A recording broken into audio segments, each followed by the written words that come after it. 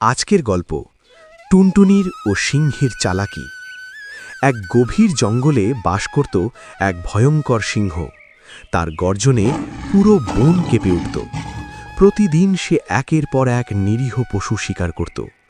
জঙ্গলের সবাই আতঙ্কে দিন কাটাত। কেউ তার বিরুদ্ধে কিছু বলার সাহস পেত না। একদিন সিংহ ঘোষণা দিল, আজ থেকে প্রতিদিন আমার জন্য একটি করে পশু পাঠাতে হবে, না হলে আমি সবাইকে মেরে ফেলব। ভয়ে পশুরা রাজি হয়ে গেল। এভাবে অনেক দিন চলতে লাগল। একদিন পালা এলো ছোট্ট টুনটুনির। আকারে সে খুবই ক্ষুদ্র, শক্তিও কম। সবাই ভাবল আজ টুনটুনির শেষ দিন। কিন্তু টুনটুনি ছিল বুদ্ধিমান। সে মনে মনে একটি চালাকি ভাবল। টুনটুনি ইচ্ছে করে দেরি করে সিংহের গুহায় পৌঁছাল। সিংহ রেগে গিয়ে গর্জে উঠল, এত দেরি করেছ কেন?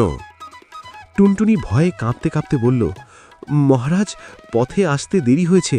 আরেকটি সিংহ আমাকে আটকেছিল। সে বলল এই জঙ্গল নাকি তার। এই কথা শুনে সিংহের চোখ আগুন হয়ে উঠল। কি, আর এক সিংহ? তাকে এক্ষুনি দেখাও। টুনটুনি সিংহকে নিয়ে গেল একটি গভীর কূপের কাছে।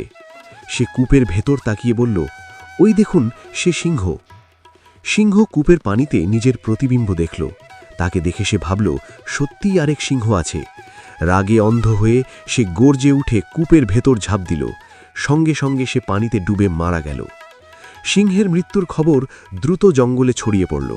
সব পশু আনন্দে নাচতে লাগল। ছোট্ট টুনটুনির বুদ্ধিতে সবাই রক্ষা পেল।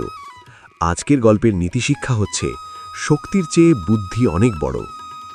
বন্ধুরা, তোমাদের কাছে গল্পগুলো কেমন লাগে কমেন্টে জানাও।